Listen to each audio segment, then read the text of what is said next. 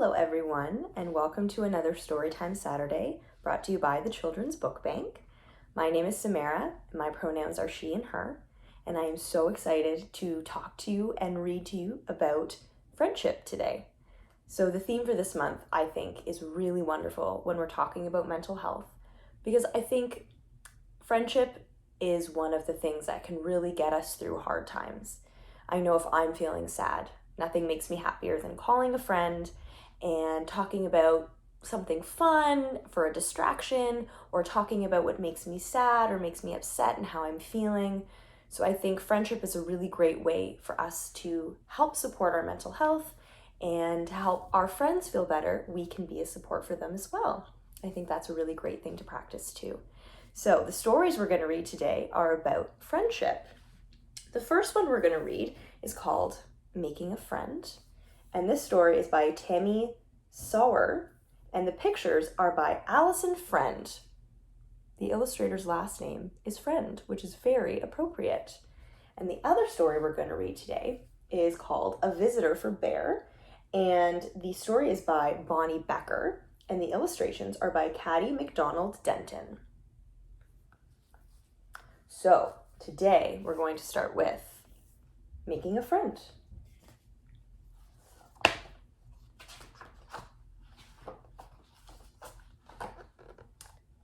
Beaver was good at making lots of things.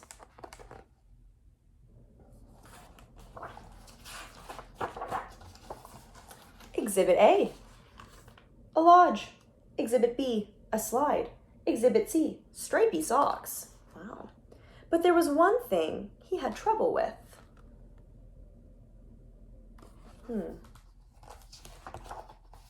Making a friend. No matter how hard he tried. He sang, "Good morning, owl. Happy birthday, porcupine. Thinking of you, skunk."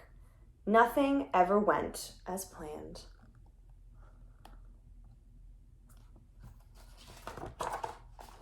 Then one day, an idea fell from the sky.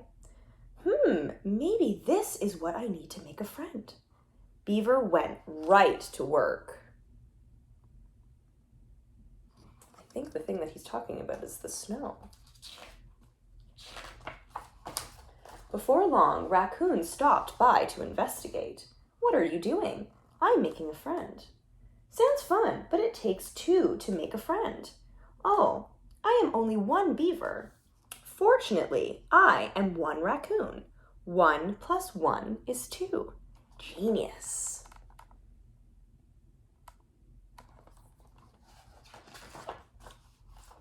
Together, Beaver and Raccoon rolled and patted and stacked.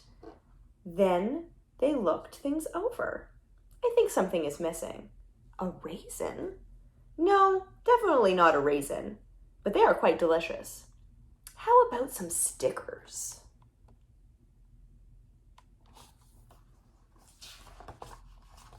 Beaver and Raccoon attached stickers here and there. Better, but not quite right. "I know, this needs pizzazz." "Yes, pizzazz." "What's pizzazz?" "It means excitement." "Oh, my favorite." Looks like they're agreeing on a lot of things about this creature that they're making together, which is a friend for Beaver. So Beaver and Raccoon added this and that, and this and that, and this and that, until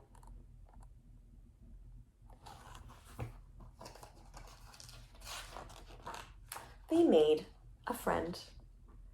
Beaver and Raccoon admired their new friend. Wow, look at all the things they've added to this snow creature. A nice little necklace, some scuba gear in case he wants to go snorkeling, a nice hat. Big fan of that hat. "Hello, want to play?" "How do you do? Want a raisin?" "This parade is in your honor. Come and join us." But the friend did not say wow or thanks or anything. It's interesting.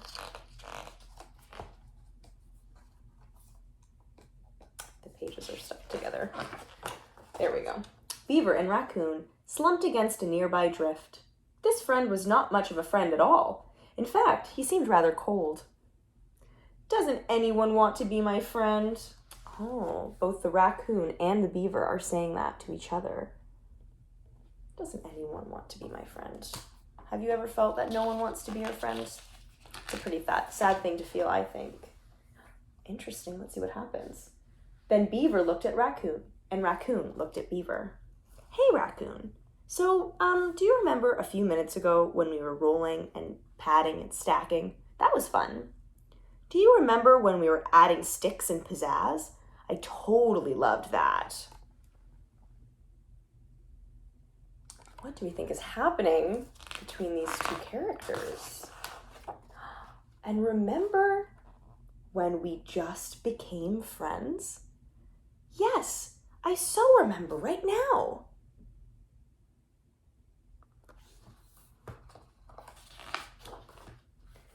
Since then, Beaver and Raccoon have made lots of things. Look, matching sweaters. Now that's pizzazz. I baked raisin bread. Oh, my favorite. Look at these lovely things they're doing for each other. But the best thing they made was a friend. What a lovely, lovely story. That's it. What a sweet story about making friends. It can seem really tricky to make friends at first, but I think we realize quickly that when we start playing with somebody or talking to somebody new, they can become our friends right away without us having to put a lot of work into it. And those friends can be great for support. Wow, that's a really cool story. So, the second story we're reading today is A Visitor for Bear. Lots of animals in these stories. I like that. All right, let's dive in. No one ever came to Bear's house. It has always been that way, and Bear was quite sure he didn't like visitors. He even had a sign. This sign says, "No visitors allowed."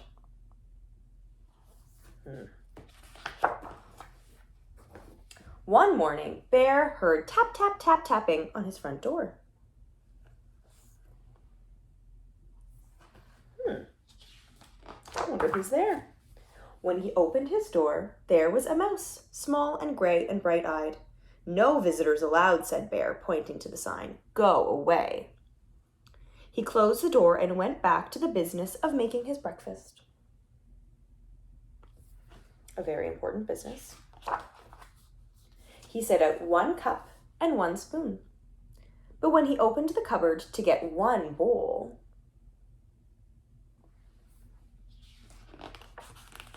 there was the mouse, small and gray and bright-eyed.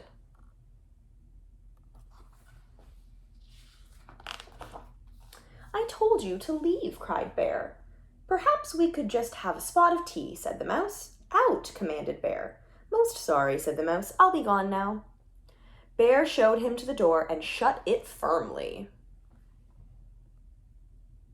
He said, "Get out," and I mean it. Then he went back to the business of making his breakfast. But when he opened the bread drawer for 1 slice of bread, there was Mouse, small and gray and bright-eyed. Did you see there? The little mouse in the little bread cupboard, leaning against a baguette.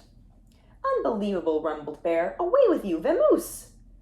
"I do like a bit of cheese," said the mouse. Bear pointed a rigid claw toward the door. "Yes, then, here I go," said the mouse. "Farewell," and the mouse whisked out the door.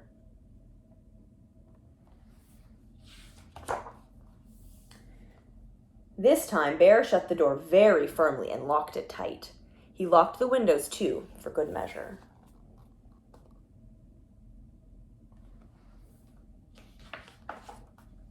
Then, once again, he went back to the business of making his breakfast. But when he opened the fridge to get 1 egg, I think I know what's coming. I think the mouse is in the fridge. There was the mouse, small and gray and bright-eyed, of course. "Be gone," roared the bear. Wow. He's very angry now.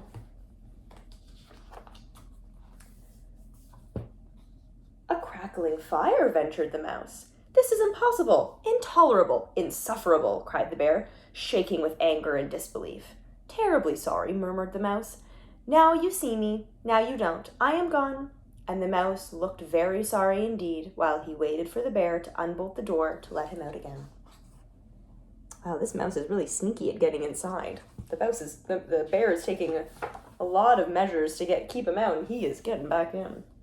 This time, before he went back to the business of making his breakfast, Bear shut the door very, very, very firmly, locked it, boarded the window shut, stopped up the chimney, and even plugged the drain in the bathtub. In case that's how the mouse was getting in. It's a very clever bear. Carefully, Bear set about business of making his breakfast. He opened the cupboard. No mouse. He opened the bread drawer. No mouse. Whew. He opened the fridge. Mouse free. Yes, indeed. He lifted the lid of the tea kettle.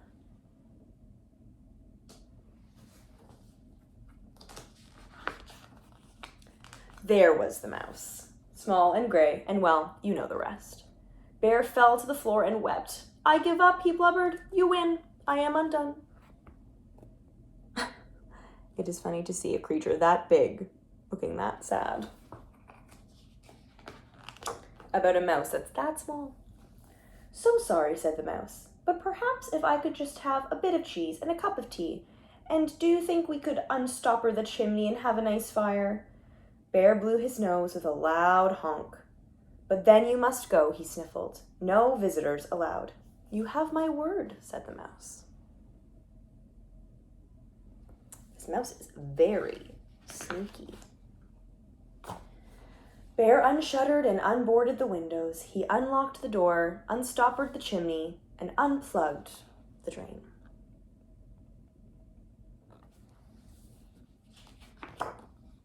He brought out 2 plates of cheese and 2 teacups, and he made a crackling fire in the fireplace for 2 sets of toes. The mouse warmed his feet and nibbled and sipped, and Bear did too. They sat for a long while. The clock in Bear's house ticked loudly.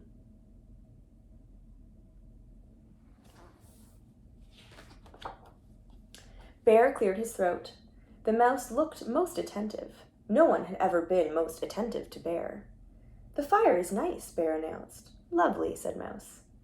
No one had ever said Bear's fires were lovely. I can do a headstand, said Bear.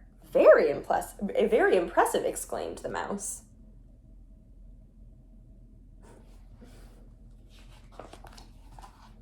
Bear told a joke. The mouse laughed heartily. No one had ever laughed at Bear's jokes before. Bear began to think of another joke. The mouse set down his teacup. Bear quickly lifted the teapot. There's plenty more, he said. What is happening here? Does Bear maybe like visitors after all? It's starting to seem like it. So sorry, said the mouse. Most kind, but I must be on my way. Really, you needn't go, said the bear. I am off, said the mouse, springing up from his chair. Wait, cried Bear. But the mouse stepped out the door. Toodaloo, said the mouse.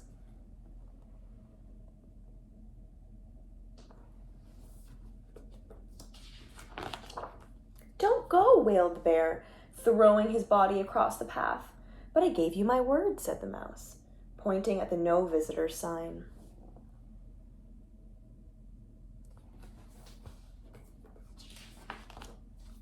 Oh, that, cried Bear, pulling down the side and tearing it up. That's for salesmen, not friends.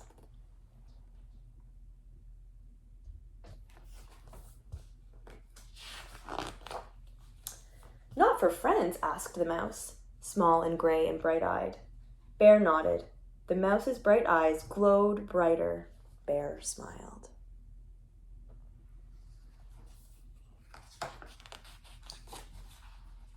Do you like 1 lump or 2? Said Bear most politely. I like 2, said the mouse, and Bear agreed. And that's the end of the story.